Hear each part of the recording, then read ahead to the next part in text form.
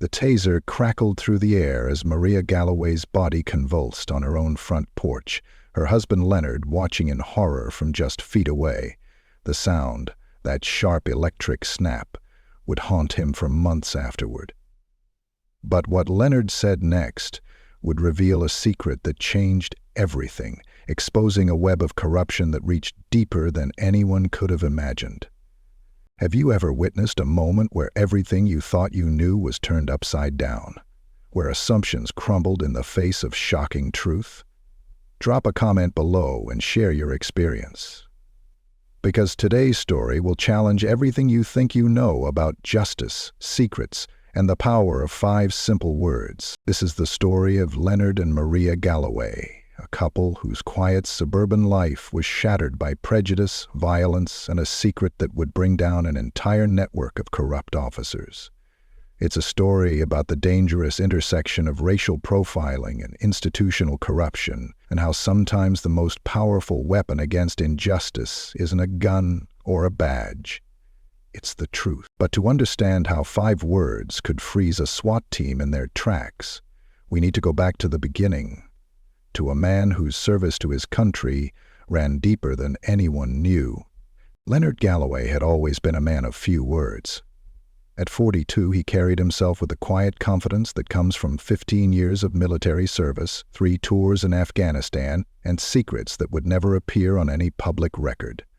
To his neighbors in the diverse suburb of Aurora, Colorado, Leonard was simply a retired Army veteran who kept his lawn immaculate and his American flag flying proudly from his front porch. What they didn't know was that Leonard's service hadn't ended with his military discharge. For the past 5 years, he had worked as a federal contractor, his security clearance allowing him access to classified operations that most people would never know existed. His specialty? Intelligence analysis for joint federal-local task forces investigating police corruption. Operation Nightfall was one such investigation, a multi-year federal probe into a network of corrupt officers in the Denver metropolitan area. Leonard's job was to analyze patterns, follow money trails, and build cases that would eventually bring down dirty cops who had been operating with impunity for years. It was dangerous work that required absolute secrecy, even from his wife. Maria Galloway knew her husband carried burdens from his service, but she attributed his occasional distant moods to his combat experience, not to the files he studied late into the night in his locked home office. At 38, Maria was everything Leonard wasn't. Warm, outgoing, beloved by everyone who met her. As a third-grade teacher at Aurora Elementary, she had a gift for connecting with children that made her a pillar of the community. The Galloways had built what many would consider the American dream. Their modest 2-story home sat on a tree-lined street where children played and neighbors actually knew each other's names. Leonard's military pension, combined with his federal contract work and Maria's teaching salary, provided them with comfortable stability. They had no children of their own, but Maria's maternal instincts extended to every child in the neighborhood, earning her the affectionate title of Miss Maria, from kids who would run to her for Band-Aids and cookies. Their life was deliberately quiet, deliberately normal. Leonard had learned long ago that the best way to do his job was to blend in, to be unremarkable. The neighbors saw a veteran who worked from home doing computer consulting, a vague enough description that satisfied casual curiosity without revealing anything substantial. But Leonard's work with Operation Nightfall had been weighing on him lately. The investigation had uncovered a network of officers involved in everything from evidence tampering to protection rackets. Some of these officers worked in Aurora, patrolling the very streets where he and Maria lived. The irony wasn't lost on him. He was helping to investigate the very people sworn to protect his community. Among the officers under investigation was Detective Derek Fleming, a 15-year veteran of the Aurora Police Department with a record that looked exemplary on paper. Fleming had commendations for bravery, community service awards, and the respect of his peers. But Leonard's analysis had revealed a different picture: suspicious overtime claims, evidence that had mysteriously disappeared from cases Fleming had worked, and financial records that didn't match his official salary. Fleming was careful. Leonard had to give him that. The corruption was subtle, sophisticated, and well hidden. But federal investigators had been patient, building their case piece by piece. Leonard's reports had helped establish patterns that would eventually bring Fleming and his associates down. The investigation was in its final stages, with arrests planned for the following month. Leonard had never met Fleming face to face, but he had studied the man's photograph countless times, memorized his patrol routes, and analyzed his behavioral patterns. In his line of work, knowing your subjects was a matter of survival. He just never imagined that knowledge would become personal. The Galloways had experienced their share of uncomfortable encounters with local police over the years, the kind of interactions that many black families knew all too well. A traffic stop that lasted too long, questions that seemed more invasive than necessary, the subtle but unmistakable feeling of being viewed with suspicion simply for existing in their own neighborhood. Leonard had always handled these encounters with military precision, respectful, compliant, but internally cataloging every detail. His federal work had taught him that some battles were worth fighting, but timing was everything. He had learned to swallow his pride, to think strategically rather than emotionally. Maria, however, had less patience for injustice. Her teacher's instincts made her protective of anyone she perceived as vulnerable, and she had never hesitated to speak up when she witnessed unfairness. It was one of the things Leonard loved most about her, her unwavering moral compass. But it also worried him. In his line of work, he understood better than most how dangerous it could be to challenge the wrong people. As autumn settled over Aurora in 2023, Leonard had been working longer hours, the Operation Nightfall investigation reaching its critical phase. The stress was taking its toll, though he couldn't share the details with Maria. She had noticed his increased tension, the way he would sometimes stare out their front window as if watching for something, the new habit of checking and double-checking their home security system. "You're wound tighter than a spring," Maria had told him just the week before. "Whatever's bothering you, we can handle it together." Leonard had kissed her forehead and promised that everything would be fine soon. He had no way of knowing that within days, his two worlds, the secret federal investigation and his quiet suburban life, would collide in the most devastating way possible. October 15th, 2023 started like any other Sunday. Leonard was in his home office reviewing files for what he hoped would be the final phase of Operation Nightfall when he heard Maria's voice from the front yard.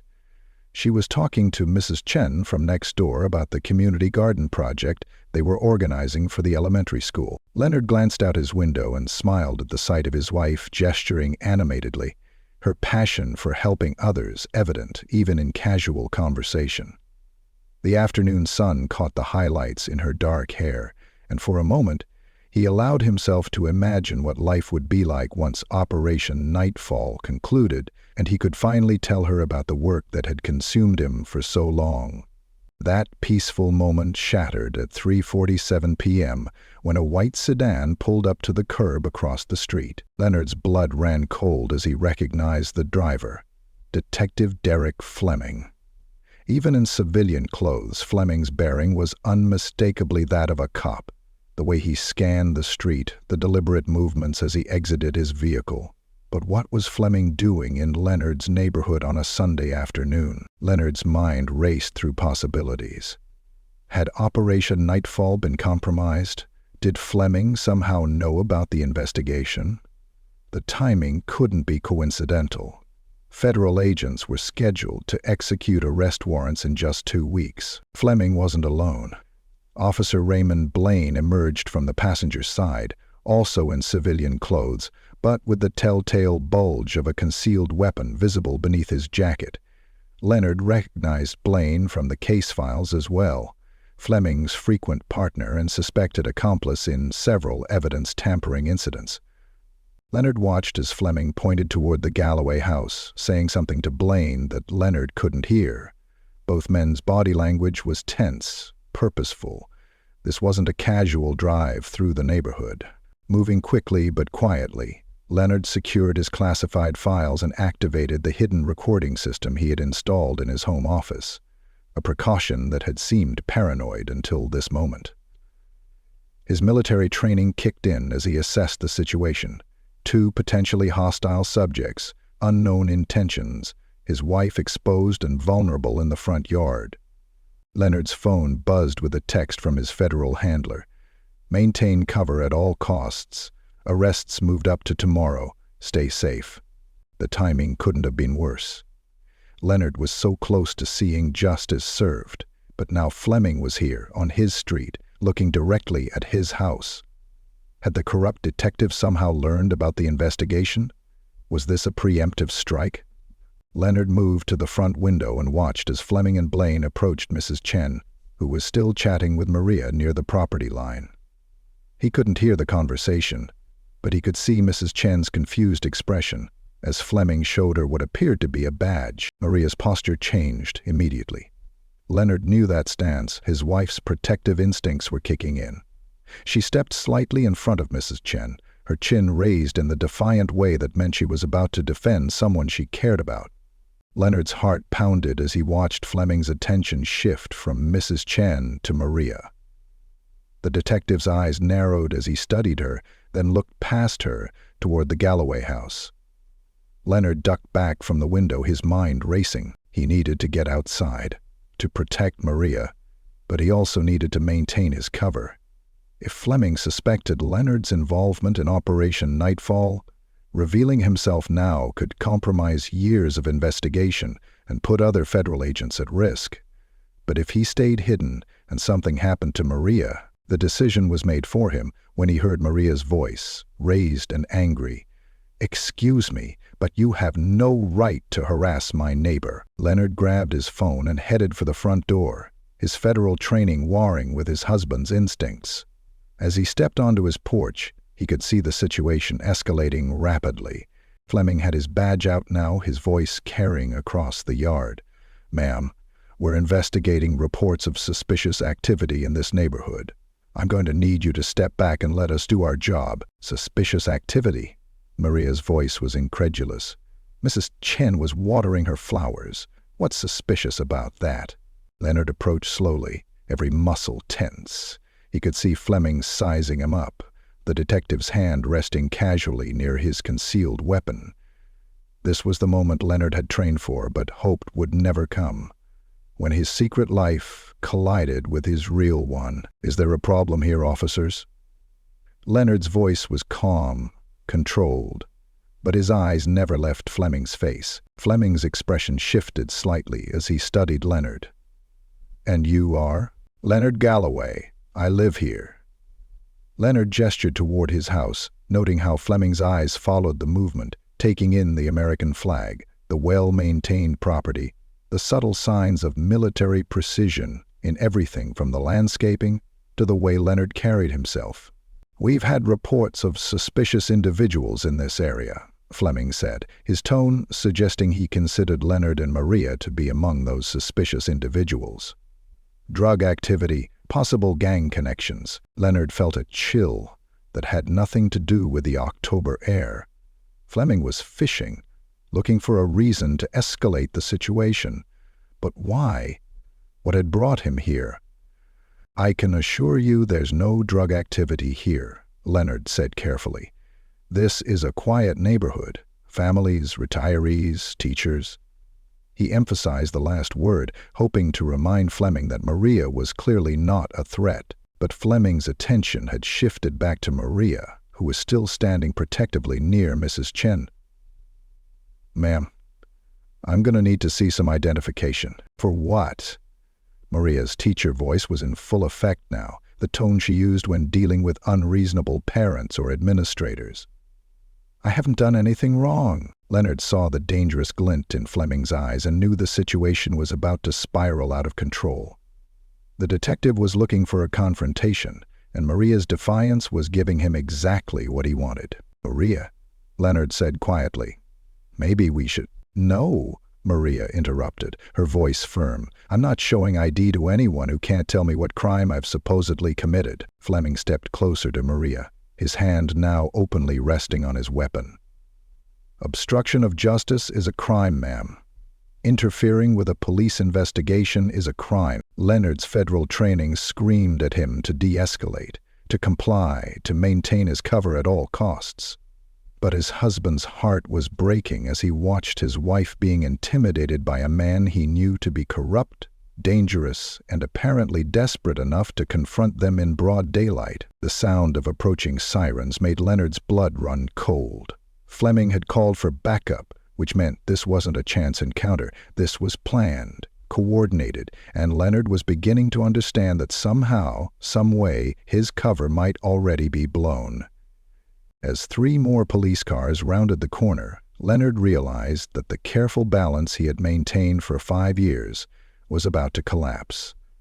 The question was whether he could protect Maria without destroying the investigation that could bring justice to countless victims of police corruption. The answer would come sooner than he thought, and it would cost them both more than he could have imagined. The first backup unit to arrive carried officers Michael Ferrero and James Brown, both of whom Leonard recognized from Operation Nightfall files.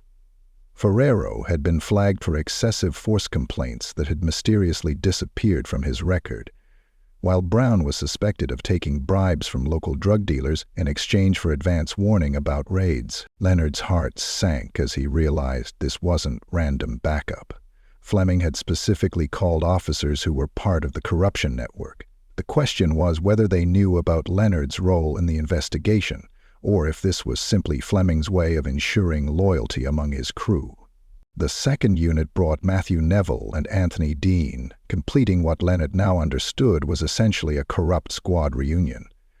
Neville was under investigation for evidence tampering, while Dean had been photographed meeting with known criminals in circumstances that suggested more than professional interest. As the officers spread out around the Galloway property, Leonard felt the familiar weight of tactical assessment settling over him.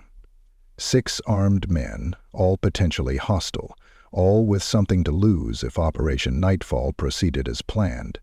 His wife was now surrounded, and any move he made could trigger a response that would put her in even greater danger. Quite a response for a suspicious person call, Leonard observed, his voice carefully neutral. Fleming's smile was cold. "We take community safety very seriously in Aurora, Mr. Galloway, especially when we receive multiple reports about the same address." Leonard knew Fleming was lying. There had been no multiple reports. This was a fishing expedition, but for what? Had someone leaked information about Operation Nightfall? Was Fleming trying to identify federal assets in the area? Maria, meanwhile, had moved to stand beside her husband, her teacher's instincts recognizing the shift in dynamics. "Leonard, what's really going on here?" Before Leonard could answer, Fleming stepped forward. "Mrs. Galloway, we're going to need you to step away from your husband and place your hands where we can see them." "What?" Maria's voice was incredulous. "Are you insane? We're standing in our own front yard." Leonard felt the situation slipping away from him. His federal training had prepared him for many scenarios, but not for watching his wife be threatened by the very criminals he had been investigating.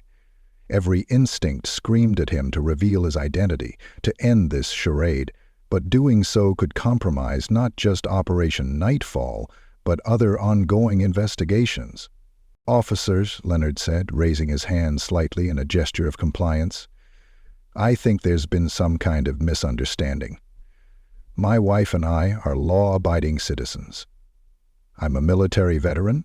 She's a schoolteacher. We're not the people you're looking for." Fleming's laugh was harsh. "Military veteran? What branch?" "Army. 15 years, 3 tours in Afghanistan." Leonard watched Fleming's expression carefully, looking for any sign of recognition or respect. Instead, he saw something that chilled him to the bone. Satisfaction. As if Leonard had just confirmed something Fleming had suspected. "Interesting," Fleming mused. "And what do you do now, Mr. Galloway? For work, I mean." The question was loaded, dangerous. Leonard could feel the trap closing around him, but he couldn't see all the pieces yet. "Computer consulting. I work from home." "Computer consulting." Fleming repeated the words as if they tasted bad. "That's pretty vague. What kind of consulting? Leonard's mind raced. How much did Fleming know? How much could he safely reveal without compromising everything? Database management mostly? Government contracts? The moment the words left his mouth, Leonard knew he had made a mistake. Fleming's eyes lit up with a predatory gleam that confirmed Leonard's worst fears. Somehow, Fleming knew about his federal work. Government contracts, Fleming repeated slowly. How interesting. What kind of government work, Mr. Galloway? Maria looked between her husband and the detective, confusion and growing alarm evident on her face. Leonard, what is he talking about? Leonard felt the weight of 5 years of secrecy pressing down on him. He had protected Maria from the truth to keep her safe, but now that very protection was putting her in danger. Fleming clearly knew something, but how much? I think, Leonard said carefully, that you already know the answer to that question, Detective Fleming. The use of Fleming's name without introduction sent a visible shock through the assembled officers. Fleming's hand moved to his weapon, and Leonard saw the other officers tense in response. How do you know my name? Fleming's voice was deadly quiet. Leonard realized he had just made his second critical mistake. In his stress and anger, he had revealed knowledge he shouldn't possess. There was no innocent explanation for knowing Fleming's identity. Your badge, Leonard said quickly, but he could see in Fleming's eyes that the lie wasn't believed. My badge doesn't have my name on it, Fleming said, stepping closer. So I'll ask again. How do you know who I am? Maria grabbed Leonard's arm, her voice urgent. Leonard, what's happening? How do you know this man? The question hung in the air like a loaded gun. Leonard could feel the moment balanced on a knife's edge. Tell the truth and potentially destroy years of investigation, or maintain his cover and watch the situation spiral further out of control. Fleming made the decision for him. Mrs. Galloway, Fleming said, his voice taking on an official tone that Leonard recognized as a prelude to action. I'm placing you under arrest for obstruction of justice and interfering with a police investigation. What? Maria's voice was a mixture of shock and outrage. I haven't done anything. Leonard stepped forward instinctively. She hasn't committed any crime. You have no grounds for arrest. Step back, Mr. Galloway, Officer Ferrero commanded, his weapon now drawn. Keep your hands visible and step away from your wife. Leonard's military training warred with his husband's heart as he watched Fleming approach Maria with handcuffs. This was exactly what the corrupt detective wanted, to provoke a response that would justify escalation. Leonard, Maria said, her voice steady despite the fear in her eyes. Call our lawyer. Call someone. This is insane. Fleming grabbed Maria's arm roughly, spinning her around to face the house. You have the right to remain silent. Don't touch her. Leonard's voice carried the authority of 15 years of military command, causing several officers to step back instinctively. But Fleming wasn't intimidated. If anything, Leonard's reaction seemed to energize him. Are you threatening a police officer, Mr. Galloway? Leonard forced himself to step back, hands raised, every muscle in his body screaming at him to act. I'm not threatening anyone. I'm asking you to treat my wife with respect. Respect? Fleming's laugh was ugly. Like the respect you've shown us, the words confirmed Leonard's worst fears. Fleming knew about Operation Nightfall. Somehow the investigation had been compromised, and now Fleming was using this confrontation to send a message. Maria struggled against Fleming's grip as he forced her hands behind her back. Leonard, don't let them do this. Leonard felt something break inside him as he watched his wife being manhandled by a corrupt cop who was supposed to protect and serve. 5 years of careful investigation, months of building an airtight case, all of it seemed meaningless in the face of Maria's fear and pain. Detective Fleming, Leonard said, his voice carrying a new edge. I think you should reconsider what you're doing here. Fleming paused in his arrest of Maria, looking back at Leonard with interest. Oh? And why is that? Leonard knew he was about to cross a line he couldn't uncross, but watching his wife being brutalized by the very criminals he had been investigating, was more than he could bear. "Because," Leonard said quietly, "you have no idea who you're dealing with." Fleming's smile was predatory. "Enlighten me." Before Leonard could respond, Maria tried to pull away from Fleming's grip. The detective's response was swift and brutal. He shoved her hard against the porch railing, her head striking the wooden post with a sickening crack. "Maria!" Leonard started forward, but found himself facing 6 drawn weapons. "Stay back," Fleming shouted, his own gun now pointed at Leonard's chest. "One more step and I'll drop you where you stand." Maria slumped against the railing, blood trickling from a cut on her forehead. Leonard could see she was dazed, struggling to focus, and his vision went red with rage. "You son of a—" Leonard started forward again, military training forgotten in the face of his wife's injury. The taser hit Maria before Leonard could reach her. The sound, that sharp, electric crack, seemed to echo forever as Maria's body convulsed and she collapsed to the porch floor. Leonard watched in horror as the woman he loved writhed in pain, her muscles contracting uncontrollably as 50,000 volts coursed through her body. "Maria!" Leonard's roar of anguish and rage carried across the neighborhood, bringing faces to windows and doors. Fleming stood over Maria's twitching form, the taser still in his hand, a look of satisfaction on his face. "Should have minded your own business, Mrs. Galloway." Leonard felt something fundamental shift inside him.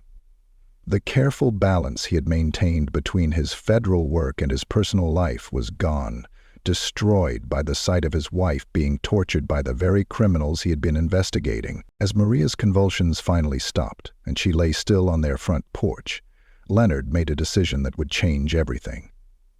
The investigation, his cover, the careful plans of Operation Nightfall, none of it mattered anymore. All that mattered was justice, and Leonard Galloway was about to deliver it in a way that would leave 6 corrupt cops wishing they had never heard his name. What would you do if you watched the person you love most being brutalized by those sworn to protect? How far would you go to seek justice? Share your thoughts in the comments below, because Leonard's response is about to shock everyone, including the SWAT team that thought they had him cornered. Leonard knelt beside Maria's still form, his hands shaking as he checked her pulse. She was breathing, but unconscious, a thin line of blood still trickling from the cut on her forehead where Fleming had slammed her into the porch railing. "Get away from her," Fleming commanded, his weapon still drawn. "She's under arrest." Leonard looked up at the 6 officers surrounding him, their faces a mixture of aggression and uncertainty. They had expected him to break, to become emotional and make a mistake they could exploit. Instead, they saw something in his eyes that made several of them step back instinctively. "You made a mistake," Lenore said quietly, his voice carrying a deadly calm that came from 15 years of military service and 5 years of hunting men exactly like them. Fleming laughed, but there was a nervous edge to it. "The only mistake here was yours, thinking you could spy on us without consequences." So Fleming did know about Operation Nightfall. Leonard filed that information away as he gently touched Maria's face, relieved to see her eyelids flutter in response. "Leonard?" Maria's voice was weak, confused. "What happened?" "Shh, shh," Leonard whispered, helping her sit up slowly. "You're going to be okay." Fleming stepped closer, his patience clearly wearing thin. "I said, get away from her. She's under arrest, and if you interfere again, you'll be joining her." Leonard stood slowly, his movements deliberate and controlled. Around him, the 6 officers maintained their weapons, but Leonard could see uncertainty creeping into their postures. Something about his demeanor was making them nervous. "Detective Fleming," Leonard said, his voice carrying the authority of command, "I'm going to give you one chance to walk away from this." Fleming's laugh was harsh. "You're going to give me a chance? You're surrounded, outnumbered, and your wife is going to jail. What exactly do you think you can do about it?" Leonard looked around at the assembled officers. Ferrero, Brown, Neville, Dean, Blaine, and Fleming. 6 men whose corruption he had documented meticulously over the past 2 years. 6 men who thought they were untouchable because they wore badges and carried guns. 6 men who had no idea they were about to learn the difference between a criminal with a badge and a federal agent with a mission. "You want to know what I can do?" Leonard asked quietly. "You want to know who you're really dealing with?" Fleming's grip tightened on his weapon. "Enlighten me." Leonard reached slowly into his back pocket, his movements careful and deliberate. The officers tensed, weapons tracking his motion, but Leonard's expression remained calm. "It wouldn't," Fleming warned. Leonard smiled, a cold, predatory expression that made Fleming take an involuntary step backward. "Detective Fleming, you and your friends have been operating under the assumption that you're the hunters in this scenario. You're not." Leonard pulled out his phone, holding it where all the officers could see. On the screen was a federal badge, his credentials as a contracted intelligence analyst for the Department of Justice. "You see," Leonard continued, his voice carrying across the suddenly silent street, "for the past 5 years, I've been hunting you. Every dirty deal, every piece of evidence you've tampered with, every bribe you've taken, I know about all of it." Fleming's face had gone pale, but he kept his weapon trained on Leonard. Leonard's smile widened. "Am I? Tell me, Detective Fleming, how do you think we knew about your meeting with Carlos Mendez last month? The one where you sold him information about the upcoming raid on his warehouse." Fleming's weapon wavered slightly. "That's impossible. No one knew about that." "We have photos," Leonard said conversationally. "Audio recordings, bank records showing the deposit you made the next day." "Should I continue?" The other officers were looking between Fleming and Leonard with growing alarm. Leonard could see the moment when they realized they weren't dealing with an ordinary citizen. They were facing someone who knew their secrets. "Officer Brown," Leonard continued, turning his attention to the nervous-looking cop, "how's your gambling problem? Still owe money to Tony Ricci? We know about the protection you've been providing his bookmaking operation." Brown's weapon dropped slightly, his face ashen. Leonard turned to Ferrero. "And you, Officer Ferrero, tell me, how did you explain those excessive force complaints disappearing from your record? Did you think internal affairs wouldn't notice the pattern?" One by one, Leonard systematically dismantled their confidence, revealing knowledge that should have been impossible for a civilian to possess. But Leonard wasn't a civilian. He was a federal contractor who had spent 2 years building cases against each of them. Fleming's voice was shaky now. "Even if that's true, you're still outnumbered. You're still surrounded." Leonard looked down at Maria, who was watching the exchange with growing understanding. Her husband's careful distance over the past few years, his secretive work, his reluctance to discuss his job. It all made sense now. "You're right," Leonard said, looking back at Fleming. "I am outnumbered. But you made one critical mistake." "What's that?" Leonard's expression hardened as he looked at his wife's injured face, at the blood still trickling from her forehead, at the burn marks on her skin from the taser. "You hurt my wife." Fleming tried to maintain his bravado. "So what? What are you going to do about it?" Leonard reached into his other pocket, pulling out a second phone, this one encrypted, military grade with a direct line to his federal handlers. He held it up so all the officers could see, then spoke 5 words that would haunt Fleming's nightmares for years to come. The effect was immediate and devastating. Fleming's face went white as a sheet, his weapon trembling in his suddenly unsteady hands. The other officers looked confused, but Fleming understood exactly what those 5 words meant. Operation Nightfall wasn't just an investigation. It was a federal task force with the authority to arrest corrupt law enforcement officers. It had been operating in secret for 3 years, building cases against dirty cops across the Denver metropolitan area. And Leonard had just revealed that Fleming and his crew were primary targets. "That's impossible," Fleming whispered. "Operation Nightfall is classified." "How could you—" "Because I am Operation Nightfall," Leonard said quietly. "I'm the analyst who's been building your case for the past 2 years.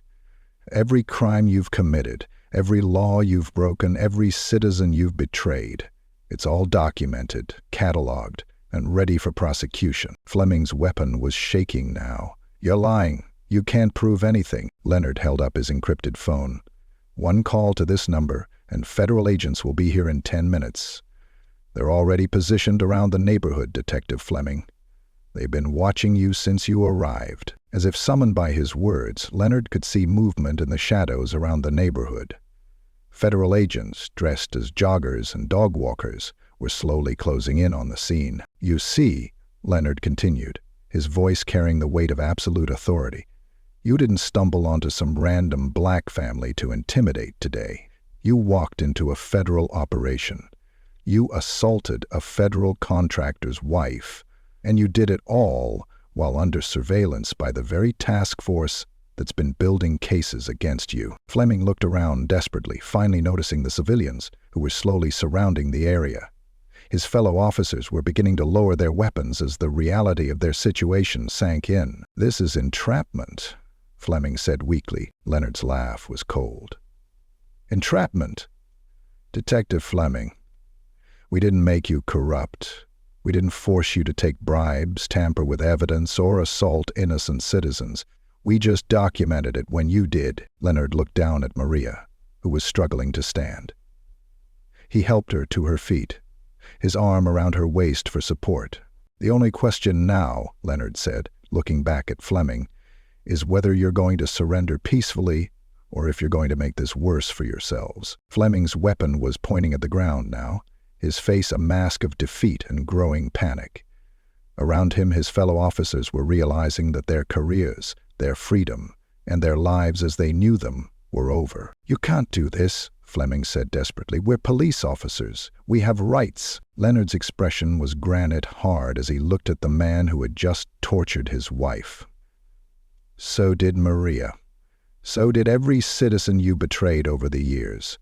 Where were their rights, Detective Fleming? The sound of approaching vehicles filled the air, not police cars this time, but unmarked federal vehicles carrying the agents who would finally bring justice to Aurora's. Leonard looked around at the 6 officers who had thought they were untouchable, who had believed their badges made them above the law. In 5 words, he had shattered their world and revealed the truth they had been too arrogant to see. They weren't the hunters, they were the prey. And Leonard Galloway had just sprung the trap that would bring them all down. The federal agents moved with practiced efficiency, emerging from their concealment positions around the neighborhood like pieces of a carefully orchestrated chess game. Leonard recognized Agent Sarah Martinez, his primary handler for Operation Nightfall, as she approached with her credentials displayed. Detective Fleming, Agent Martinez announced, her voice carrying the authority of the federal government. You and your associates are under arrest for conspiracy, corruption, civil rights violations, and assault on a federal contractor. Fleming's weapon clattered to the ground as the reality of his situation finally sank in. Around him, his fellow officers were being systematically disarmed and cuffed by federal agents who had been watching them for months. This isn't over, Fleming snarled as Agent Martinez secured his hands behind his back. You think you're so smart, but you have no idea what you started. Leonard helped Maria to the porch steps, his arms still supporting her as she struggled with the after effects of the tasing. Actually, Detective Fleming, I know exactly what I've started. Justice. As the corrupt officers were loaded into federal vehicles, neighbors began emerging from their homes. Mrs. Chen approached tentatively, her face a mixture of concern and confusion. Leonard, Maria, what's happening? Maria looked up at her neighbor, then at her husband, understanding finally dawning in her eyes. My husband, she said quietly, has been keeping some very important secrets. Over the next several hours, as paramedics checked Maria's injuries and federal agents processed the crime scene, Leonard finally told his wife the truth about his work. They sat on their front porch, the same porch where she had been assaulted just hours earlier, and he explained 5 years of secrecy, sacrifice, and the burden of hunting corrupt cops while living among them. You've been investigating police corruption this whole time? Maria asked, an ice pack pressed to her forehead. All those late nights, all those times you seemed distant. You were building cases against dirty cops? Leonard nodded, his hand gently holding hers. I wanted to tell you, but the work required absolute secrecy. If word had leaked, it could have compromised other investigations. put other agents at risk. Maria was quiet for a long moment, processing the revelation that her husband's computer consulting had actually been federal intelligence work. "How many officers were you investigating?" 43 in the Denver area, Leonard replied. "Fleming's crew was just one network. There are others." Agent Martinez approached, her expression professional but sympathetic. "Mrs. Galloway, I want to apologize for what happened today. Your husband's work has been invaluable to our investigation, but we never intended for you to be put in harm's way." Maria looked between her husband and the federal agent. "How long have you known about Fleming specifically?" 2 years, Leonard answered. "We've been building a comprehensive case against his entire network. Today's arrests were supposed to happen next week, but Fleming's appearance here forced our hand." "How did he come here?" Mario asked. "How did he know about you?" Agent Martinez exchanged a glance with Leonard before answering. "We believe there was a leak somewhere in the system. Fleming may have gotten wind of the investigation and was trying to identify federal assets in the area." Leonard's jaw tightened.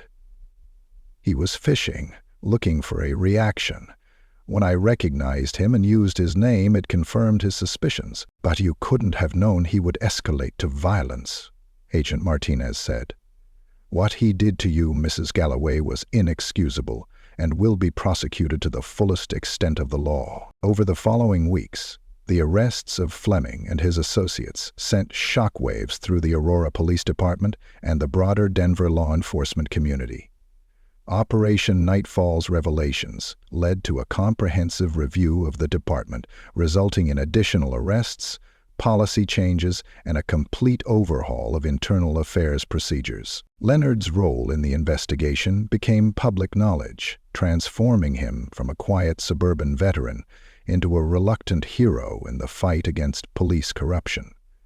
Media outlets across the country picked up the story of the federal contractor who had spent years secretly building cases against dirty cops, only to have his cover blown when those same cops assaulted his wife. "Federal contractor's 5 words bring down corrupt police network," read the headline in the Denver Post.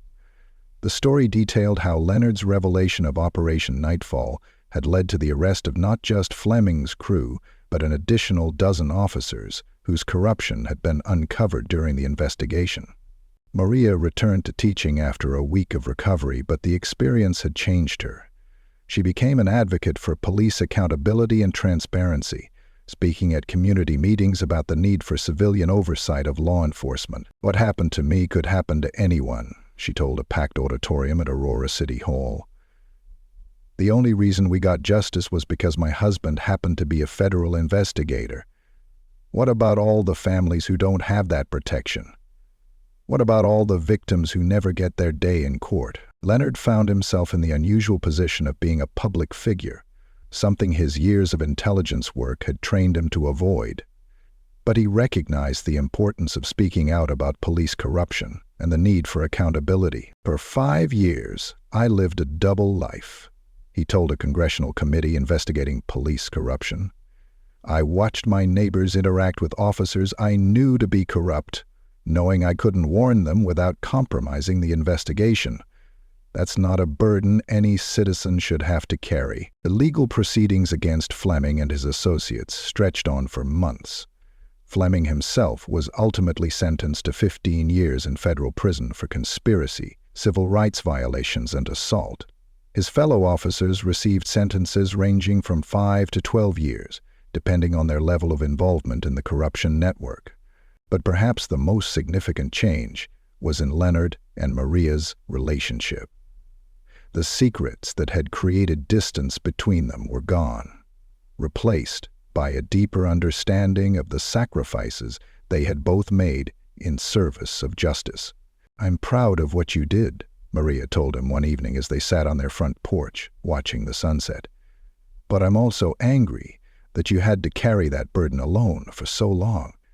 Leonard squeezed her hand. "I never wanted to put you at risk, but in the end, keeping you in the dark didn't protect you. It just meant you couldn't prepare for what was coming." "No more secrets," Maria said firmly. "Whatever comes next, we face it together." Leonard nodded, looking out at the neighborhood where they had built their life. The American flag still flew from their front porch, but now it carried additional meaning, not just as a symbol of the country Leonard had served in uniform, but as a reminder of the ongoing fight for justice and accountability that continued long after the uniforms were put away. The corruption network that Fleming had led was dismantled, but Leonard knew there were others. Operation Nightfall had been just one investigation among many, and the fight against police corruption was far from over. But for the first time in 5 years, Leonard Galloway could sleep peacefully, knowing that his work had made a difference and that the woman he loved was safe from the very criminals he had spent so long hunting. Justice, he had learned, sometimes came at a terrible price. But it was a price worth paying. 6 months after that October afternoon that changed everything, Leonard Galloway stood before a joint session of Congress, his testimony part of a broader investigation into police corruption and federal oversight of local law enforcement. The man who had spent 5 years working in shadows was now speaking truth to power in the brightest possible spotlight. "The question isn't whether police corruption exists," Leonard told the assembled lawmakers. "The question is what we're willing to do about it when we find it." His words carried the weight of experience, not just his years as a federal contractor, but the personal cost of watching his wife be brutalized by the very criminals he had been investigating. The scar on Maria's forehead had faded, but the memory of that day remained vivid for both of them. "Corruption thrives in darkness," Leonard continued. "It feeds on the assumption that badges provide immunity, that uniforms grant impunity. But justice doesn't recognize those distinctions. A criminal is a criminal, whether they wear a badge or not." In the months following Fleming's arrest, Operation Nightfall had expanded beyond Aurora, uncovering corruption networks in police departments across Colorado and neighboring states. The investigation that had started with suspicious overtime claims had revealed a web of criminal activity that reached into the highest levels of law enforcement. Fleming himself had become a cooperating witness, his testimony leading to additional arrests and convictions.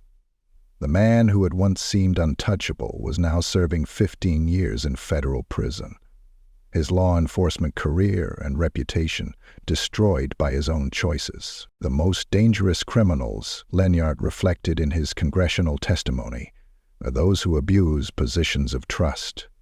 When police officers become criminals, they don't just break laws, they break the social contract that holds our communities together. Maria had joined Leonard in his advocacy work, her perspective as a victim of police violence adding a powerful voice to calls for reform. Together, they had established the Galloway Foundation, dedicated to supporting victims of police corruption and advocating for transparency in law enforcement. "What happened to us was traumatic," Maria told a gathering of civil rights activists, "but it was also a wake-up call. How many other families have suffered similar abuse without any recourse? How many victims never get justice because they don't have a federal investigator for a husband?" The Foundation's work had already made a difference, providing legal support for families victimized by corrupt officers and funding independent oversight programs in police departments across the country. But Leonard and Maria knew their work was just beginning. "Change doesn't happen overnight," Leonard often said in his speeches. "It happens one case at a time, one corrupt officer at a time, one department at a time. But it does happen, if we're willing to fight for it." The 5 words that had frozen a SWAT team, "Operation Nightfall knows about you," had become a symbol of accountability in law enforcement circles. Police departments across the country had implemented new oversight procedures, knowing that federal investigators might be watching, documenting, and building cases against officers who betrayed their oaths. But perhaps the most important change was in Leonard and Maria's own relationship. The secrets that had once divided them were gone, replaced by a shared commitment to justice and transparency. They had learned that protecting each other sometimes meant sharing burdens rather than carrying them alone. "Trust isn't just about love," Maria reflected during a television interview. "It's about respect." Leonard thought he was protecting me by keeping me in the dark about his work, but real protection comes from knowledge, from being able to prepare for challenges together. Leonard nodded, his hand finding hers. I spent 5 years hunting corrupt cops while living a lie with the person I loved most. That's not sustainable, and it's not fair. If we're going to fight for truth in our communities, we have to start with truth in our own homes. Their story had resonated far beyond Aurora, inspiring other federal contractors and law enforcement officers to speak out about corruption they had witnessed. The Galloway effect, as some media outlets called it, had led to a wave of whistleblowing and internal investigations that were slowly but steadily cleaning up police departments across the country. Courage is contagious, Leonard often said.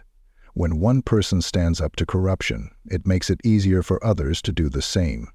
That's how real change happens, not from the top down, but from the ground up. The neighborhood where Leonard and Maria lived had also changed. The diverse community that had once been divided by suspicion and fear was now united by a shared commitment to accountability and justice.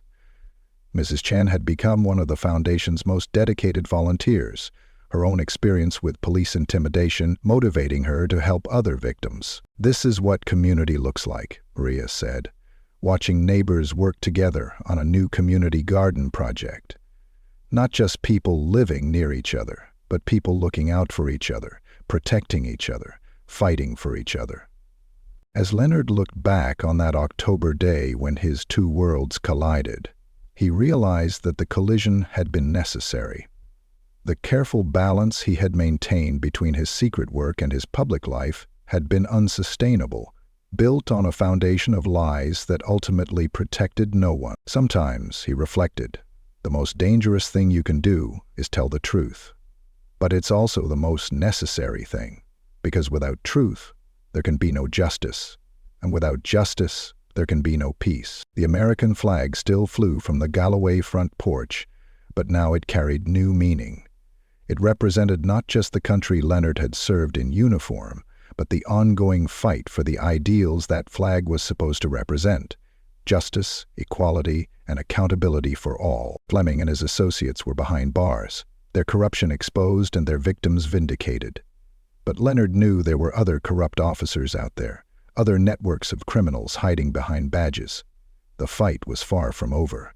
"This isn't the end of the story," Leonard told the congressional committee as he concluded his testimony. "It's the beginning, because now we know that corruption can be exposed, that criminals can be brought to justice, and that 5 words spoken at the right moment can change everything."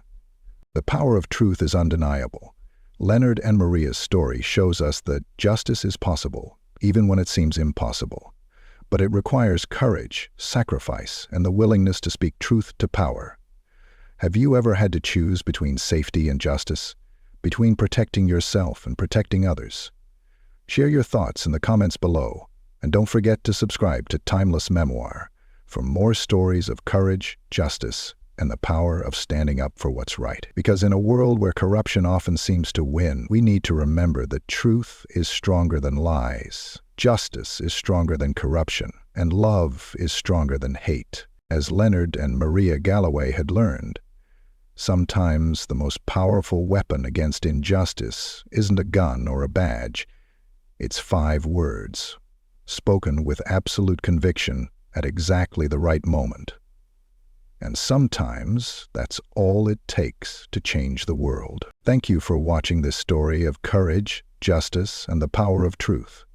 If this story moved you, please like this video, share it with others who need to hear this message, and subscribe to Timeless Memoir for more powerful stories of resilience and justice. Your engagement helps these important stories reach more people who need to hear them. What would you do in Leonard's situation? How do you think we can better fight corruption in our community? Let us know in the comments below.